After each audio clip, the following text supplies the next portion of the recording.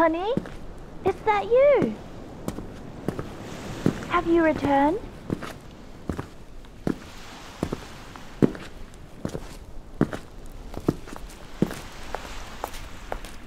It is you.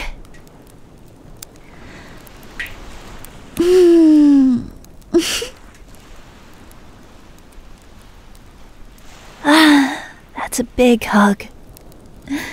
I love your hugs. Did you miss me? I missed you.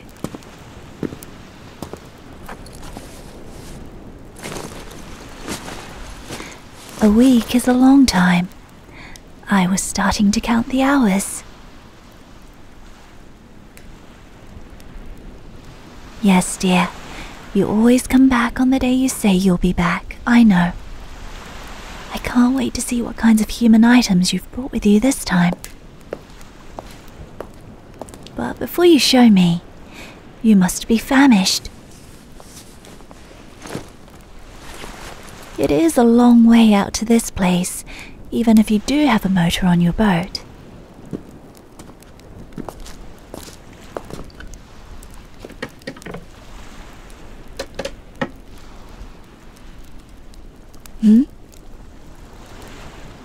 A late dinner, yes.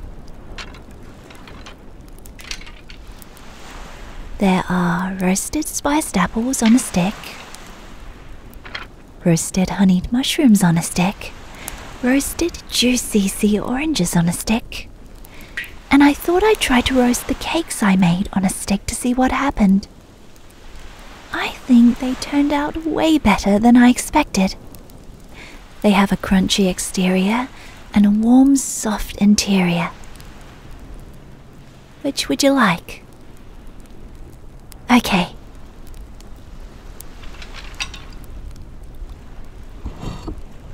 I can cut those mushrooms up for you.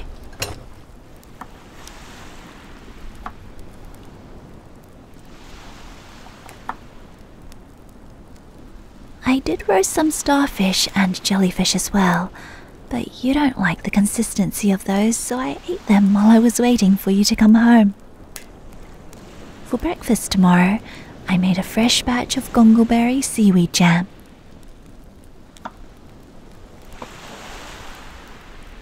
Oh, did you manage to bring back more flour? Perfect.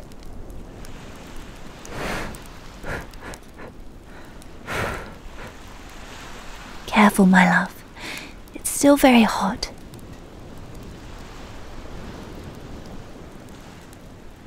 So tell me, how was your visit to the city this time?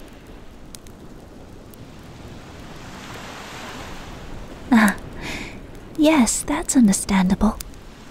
I've never visited the city, but I can imagine how living in a quiet place like this for so long can make one unaccustomed to the hustle and bustle of people and these things you call automobiles. Do you ever miss it? I see. You've gotten so used to living like this, you're pretty much half sea dragon now. Minus the scaly parts.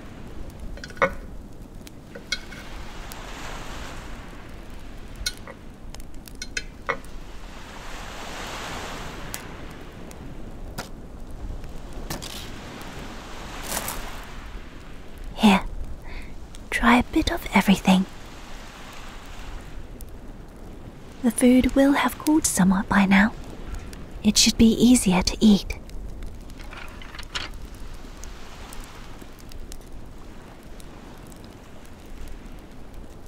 May I look in the bag yet? Yay, thank you.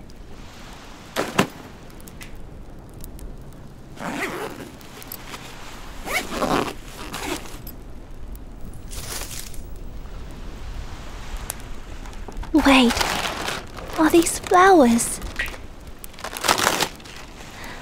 Real ones?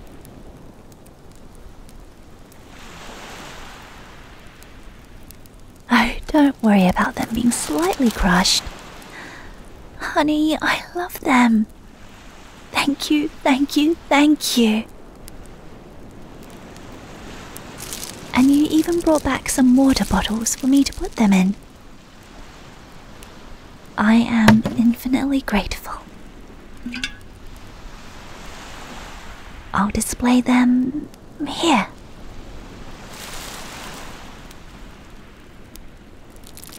How does that look?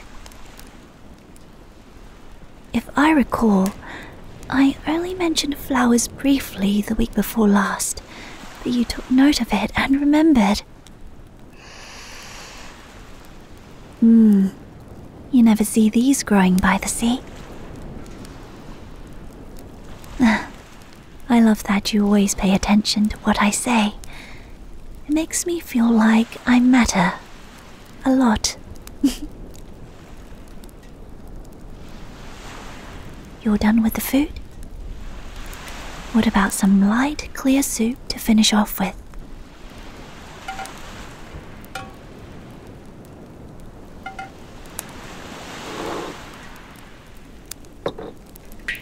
Here you go.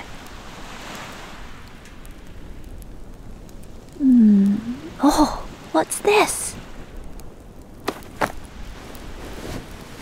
A teddy bear? It's holding up a heart that says, I love you. I love him. Let's see.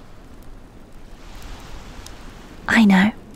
I'm going to name him Pudding because he's the same color as pudding. I'm going to put him in our bed. We have to be careful not to crush him when we sleep. And the rest are supplies. Thank you, dear. I am incredibly happy right now. Mwah. Who's the best? You are. Are you tired? Sleep? Right now? Okay. Come, I'll help you relax.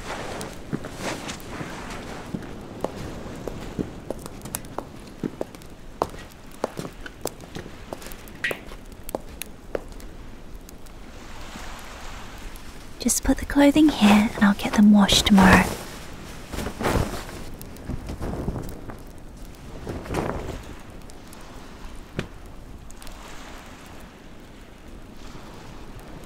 Lie down.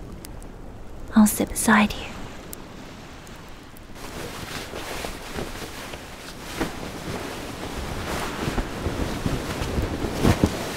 Close your eyes. It's so good to have you back.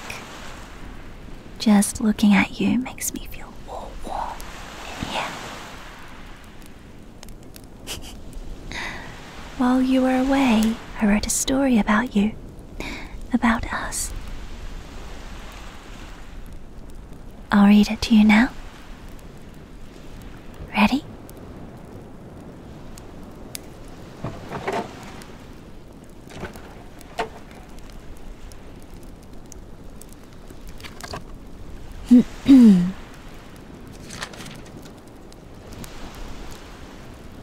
A long time ago, there was a sea dragon girl who lived in a small cave tucked away underneath the side of a cliff. Although she was safe there, she was also very lonely. Several years ago, her family had been hunted for their prized horns and scales, and it was only through negligence on the hunter's part that she was able to escape. And so she spent many quiet years in her little cave. During the summers, she would go out and collect useful items and food. These she would carefully preserve. When the winters came, she would burrow herself into a safe place underneath rock, sand, and soil. and then she would hibernate. One winter, she had a dream that was different from the many others she had had in the past. She dreamt that she was no longer alone. She dreamt of being in love and being loved back dearly. She dreamt of laughter and warmth. But who was this special person in her dream? She could not see his face clearly. When she awoke, she recognized it as one of her rare precognitive dreams. In the past, love was something she never dared to think about for fear of being disappointed. Better not to wish at all, she thought, than to wish for something and never obtain it. But this dream gave her hope, and one day she finally found the love of her life washed up on the rocky shore underneath her cliff. He told her that she saved him and that he would have died without her. But she also insisted that he saved her. She was getting to the point where she could no longer endure a life of loneliness. She had heard of other intelligent, mythical beings of the sea in stories, but she had never met them, and she could not converse with fish, mollusks, or tides. To this day, it still surprises her that he decided to stay. He did this first out of gratitude, but gratitude turned to infatuation, and then into love. Even though he is getting older now, in her heart he is just as precious as ever, and she has only come to love him more as the years went by.